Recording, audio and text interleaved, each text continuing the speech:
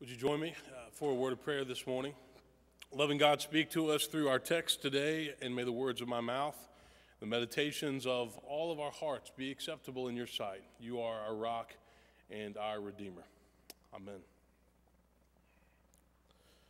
This month we are asking the question, why Jesus? And we are using Luke's Gospel, which is the lectionary text, as our guide. And if you remember, last week, on my birthday, I'd never preached on my birthday before, I made the comment that there's a difference between being born into the Christian faith and actually knowing consciously why you choose to follow Jesus Christ. There's a difference between those two things. This morning we have a great text to wrestle with, and wrestle with it is what we have to do. But first, let me share a story with you. Steve and Lisa met and they fell in love when they were getting their MBAs at an Ivy League school. They were young, they were sharp, they were motivated, determined to be successful and to make a lot of money. But after finishing business school, they got married and they both accepted high-paying corporate jobs in a large city.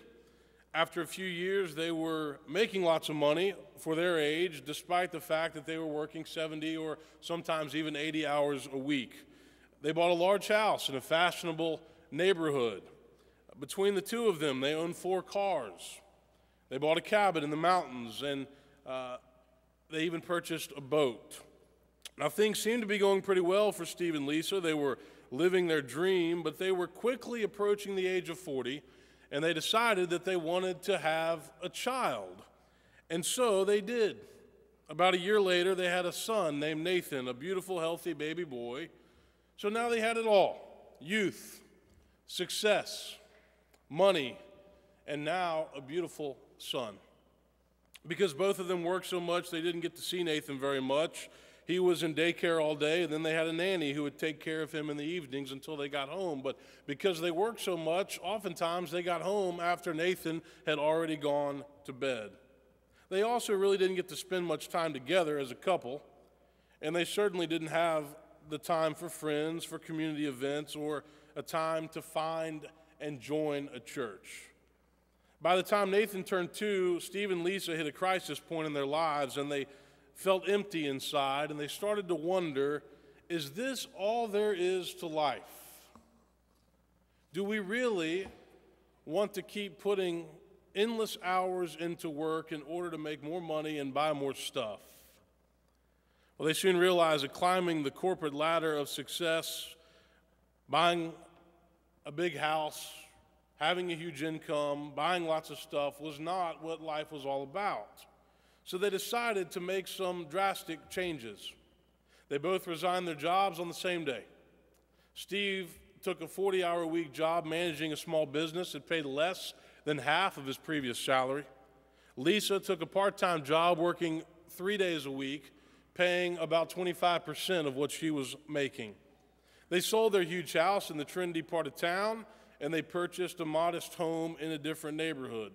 They sold their cabin, their boat, 2 of their 4 cars. Although their new life was dramatically different for Steve and Lisa, less actually equaled more. They now had time for each other. Their marriage was healthier. They had time for their son and for their friends. They also became involved in the community, and they joined a local church, something that they never had time to do before because often they were working on Sundays. Their income was lower, but life was far richer. Years later, when their son Nathan was 7, his second-grade teacher gave the class a unique assignment. She told all the students to write a brief essay and to draw a picture of the perfect life. And Nathan drew a picture of his modest house, his mom, his dad, his dog, and himself. Next to that, he drew a checkerboard of all the faces of his friends. Next to that, he drew a picture of his church with the preacher and the steeple. And this is what he wrote: "A perfect life for me is the life that I'm in right now. I have a lot of friends and a good family too, and a good church. I don't need a perfect life. I already have a perfect life." And when his mom, Lisa, picked up the piece of paper, tears of joy began to flow down her face. She knew that they had made some good decisions. Unlike many other people, Steve and Lisa had figured out early on what truly matters in life, and fortunately, with enough time left to enjoy it. Now, this story will get lots of different reactions. I'll never forget the first time I told it to a men's group a couple of years ago. I kid you not, one of them looked at me and he said, "Clay, do you really believe that crap?" It is unlikely for people to do what Steve and Lisa did, yet many of us can acknowledge that we don't understand what life is all about until it's too late. One of the most challenging things to wrestle with in Scripture is what Jesus had to say about money and possessions. Just think about how many of his parables and teachings focus on this subject. And we all have to wrestle with this subject, whether we are rich or poor, young or old, whether we have a job with a comfortable salary or we're looking for work, whether we are highly educated or not. We all wrestle with the subject of money. It's simply a given, and yet people are funny when it comes to talking about their money. And I'm sure Jesus was well aware of this. In our scripture, which is today's lectionary text, somebody asked Jesus to get involved in a family squabble and to tell their brother to divide up the family inheritance. And Jesus refuses to get mixed up in this squabble. He knew better, but he does use it as an opportunity to teach. He gives them a parable. He says, a rich man had a land that produced abundantly, and he thought to himself, "What should I do because I have no place to store these crops?" So he decided to tear down his barns and build bigger ones that could store all the grain and the goods. He then says to himself, "I now have ample goods laid up for years to come. I can relax, eat, drink, and be merry." But God says to him, "You fool, this very night your life is being demanded of you, and the things that you have prepared, whose will they be?" William Barclay says there's a couple things we need to notice about the guy in this parable. First, he says he can't see beyond himself. He's only concerned about what he can do to store up his grain and his possessions. It's all about him. Just look at how many times in this passage he says, "I, me, mine. I have no place to store my crops. I will do this. I will build larger barns. I will store my grain." His attitude is very selfish. He's only concerned about himself. Instead of trying to find happiness by giving things away, he tries to find happiness by hoarding and giving everything to himself. He's probably thinking to himself, who knows when times will get bad and I might need all this stuff. And I think we can relate to that feeling after experiencing the Great Recession, 2008 till, I don't know when it ended. The man in this parable is selfish and self-centered.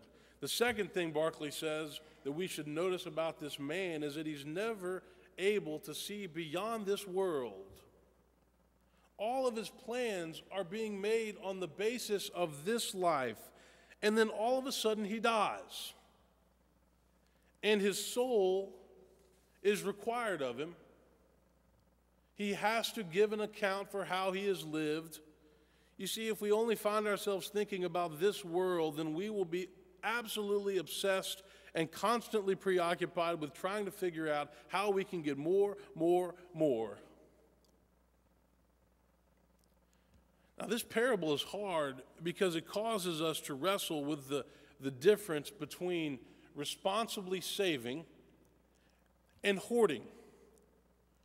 The difference between responsibly planning for the future and going overboard. The difference between one, or some might call, enlightened self-interest versus outright greed. I'm a young dad. I have two kids, one that was running all over the steps up here a few minutes ago, 3-year-old daughter and a 17-month-old son. And I find myself thinking all of the time about what it will cost to raise them, to educate them, what it will cost to provide for them, what it will cost to pay for a wedding one day. And Megan and I are blessed. We both have great jobs. And yet there are still times when I worry about having enough. And I know I'm not alone. Will Willimon is a friend of mine. He teaches at Duke Divinity School. He's a former bishop of Northern Alabama, and he actually gave me the idea for this sermon series with his book called Why Jesus? And it's a great book. If you're looking for something to read, we have some of those books here. But he tells the story about how when he was bishop of Northern Alabama, there was a church in Birmingham that was started by homeless people for homeless people, and they would serve breakfast every day. And they called Bishop Willimon and they said, "We've got this government grant, and we're going to use it to help get some of our folks on the road to employment. And we'd really like it if you as bishop would come down here and just say a little prayer and share a few words with these folks." And so Will said, "Sure, I'd be glad to do that." So he goes down there, and he walks in, he starts to speak. There's about 20 people in a room. They all have a desk and some paper and pencils, and he says, "You all are lucky because you are in the hands of the United Methodist Church, and we care about people like you. We are going to help you discover what it means to get yourself ready, to build a resume, to dress right, to say the right thing so that a future employer will want to hire you. We will teach you some interview skills so that you can find a job, find a place to live, and provide for your family." And about that time, one of the homeless guys in the back of the room blurted out, "Where in the hell does it say in the Bible that Jesus had a job?" And Willimon was caught off guard a little bit, and he said, "Well, I'm not accustomed to working with people who've actually read the Gospels. It doesn't. It says his dad was a carpenter. Well, did he ever work with him? No, that we cannot tell. Well, did he have an apartment? Well, we have some good biblical evidence there. No. Foxes had holes, birds have nests, but the Son of Man has no place to lay his head." And with that, the homeless man got up and he said, "Well, Bishop, seems to me that I might be more like Jesus than you are." And he left. And Willimon says he was driving back to his suburban home that afternoon in his Lexus, asking God, "Why do we have to be saved by a homeless, unemployed, wandering Jewish beggar? That's not the American way." He says the God we didn't want saves us in ways we would never expect. The God we didn't want saves us in ways we would never expect. Now, there's nothing wrong with the American dream, except for sometimes if it gets out of control, I think it has the potential to become God's nightmare. Ernest Becker once wrote that our culture would replace God with sex and romance. But long before that, Friedrich Nietzsche had a different theory. He said that with the absence of God growing in Western culture, we would replace God with money. He said, what was once done for the love of God is now done for the love of money, for the love of that which at the present affords us the highest feeling of power and good conscience. Timothy Keller, who's a Presbyterian minister in New York and a widely read author, wrote a book a couple of years ago called Counterfeit Gods, and it's worth reading. He asks, why can't anyone in the grip of greed see it? The counterfeit god of money uses powerful sociological and psychological dynamics. Everyone tends to live in a particular sociological bracket, and once you're able to afford to live in that particular socioeconomic bracket, once you're able to afford to live in a certain neighborhood, send your children to certain schools, participate in its social life, you will find yourself surrounded by quite a number of people who have more money than you do. And you don't compare yourself to the rest of the world. You compare yourself to those in your bracket. You find yourself saying, I don't live as well as him or her or them, My means are modest, but the rest of the world is not fooled. And so we say, Jesus, you must not be talking about me in this parable, right? When people come to visit our country from other parts of the globe, they are staggered to see the level of materialistic comfort that the majority of Americans have come to view as a necessity. Don't believe me? Talk to some of our members who just got back last week from Swaziland. Ask them what they saw and then how they felt trying to re-enter into this culture. But Clay, it's different. We live here and they live there. We're a first world country and they're a third world country. Yeah, but guess what? They don't have stuff to turn to for security. They have God and they have each other. Make no mistake, this parable in Luke's gospel is a tough one. It causes us to ask questions like, how much is enough? What's the difference between our wants and our needs in life? Are we greedy? Do we give enough away? Is money an idol for us? And if so, what can we do about it?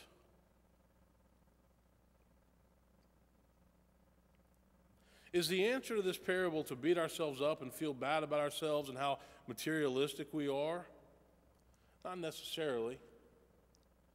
But it should put things in perspective for us. It should remind us that we are blessed and there is more to life than the accumulation of money and stuff. Now, if you think it's easy to preach on this parable, let me tell you that you're sadly mistaken. But to totally overlook what Jesus has to say about this topic would be to exclude intentionally a very large portion of the Gospels. I've had people tell me before, Clay, it doesn't sound like you believe in capitalism. That's not true.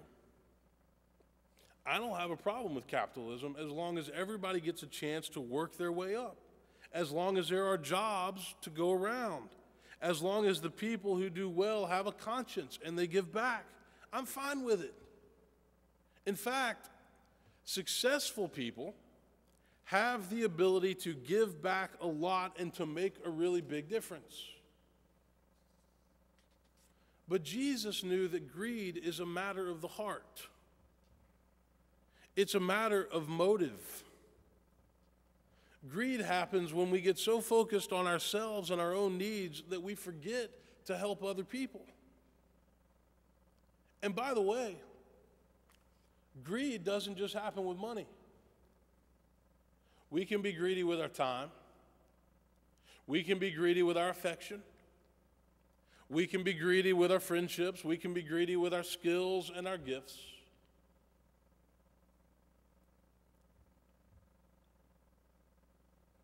Jesus said, beware of all kinds of greed. I want to close with another story.